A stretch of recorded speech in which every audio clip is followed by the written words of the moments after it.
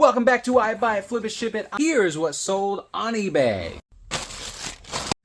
These two dinosaur train figures I found at the bins. We got the train conductor and the little dino dude.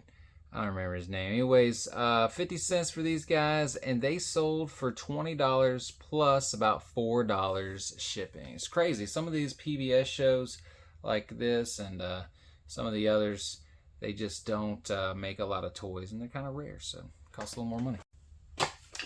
Got this vintage Fisher-Price Little People boat.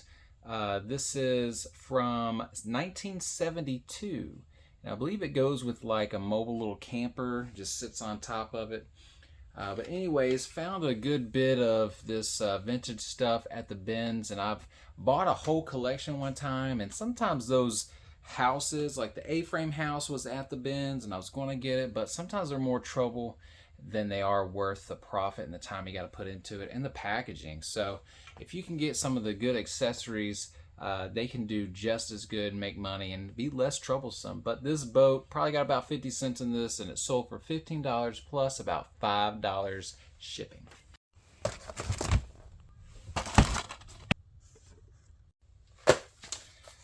We got this Policewoman DVD set Season 1. Found this at Goodwill for only $5. Some of this stuff can do really well, but some of it can't. If it's a lot out there, then it won't do very well. But I haven't seen this, and when I comped it, it looked to be doing pretty good. So this sold for $40 plus $4 media mail shipping.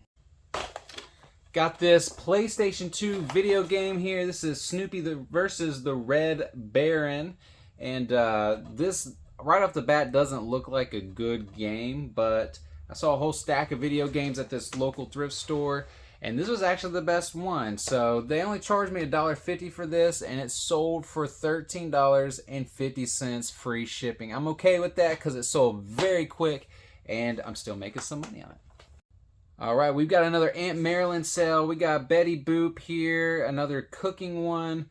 This is from the Sugar and Spice line, a looker and a cooker. I guess she's checking herself out in that cookie sheet.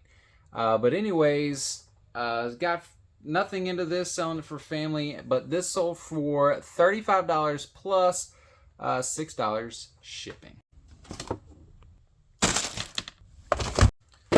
Here's some retail arbitrage. Got this on clearance at Walmart and took a shot on it. I've sat on this for a while, but it did finally sell. So I think I paid about $25, and I think the regular retail price on this was like $40. I can't remember exactly those numbers, but I think that's about right. But anyways, this is from Ghostbusters. It's a Mini Epics line, and this is Zool, one of the guard dogs from the original, which is pretty iconic there. But this ended up selling for $55 plus $8 shipping. So probably make about $20, maybe $30 on it.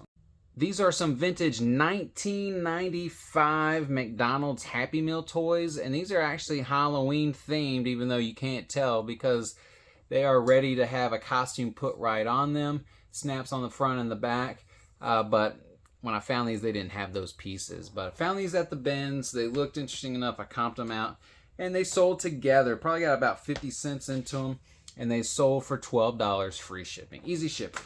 All right, I am always on the lookout for these tins by Disney. These are the Treasures line, and I've had maybe one or two in the past, and I know they can do really good. Now, some of them do better than others, and this one is not one of them, but I think I got this at Goodwill for only like $4 or $5, and I listed it, and it sold from asking price is $17 plus about $4 media mail shipping. Every now and then when I'm at the bins, I will find a board game. And sometimes with the board games, they're not very valuable, but sometimes the pieces in them can be valuable on their own. Such as Monopoly may have specific tokens, that the little pewter ones, the little metal ones that are unique to that game. And they may sell better than just selling the game by itself. Well, I found where the Wild Things are, and the comps weren't doing very well, but they did have the monster pieces in there, which is really cool, and then like the little boy and the dice and the scepters and stuff. Anyways, I don't know too much about it, but I went ahead and pulled the pieces out, and I don't know how some of y'all feel about that, but I'll just take the pieces out and then put the board game back in the bin.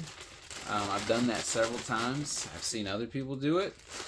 But that's what it is. It's basically like a trash grab. So I really don't feel really bad about it. But let me know how y'all feel about that. Because some people might pick up the game and not check the pieces. But I think that's their deal. They should check the pieces. Make sure they're there.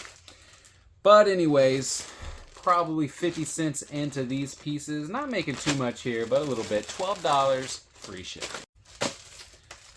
Just sold the screw tape letters on on CD, 4 CDs. But anyways, I checked this out myself because I've always wanted to read the screw tape letters by C.S. Lewis, but I started off and then I just can't finish it. But anyways, this is a audio reading of it by Andy Serkis, which played Gollum on Lord of the Rings.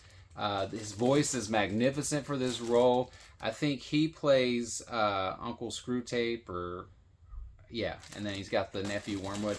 Anyways, great. I loved it, enjoyed every bit of it, and someone bought this. I knew they would. I think maybe I got $3 into this, and it sold for $25, free shipping, which will go medium mail, so right about $4 for that. That's going to do it for this video. I hope this helps you on your reselling journey. Thank you for liking, commenting, and subscribing.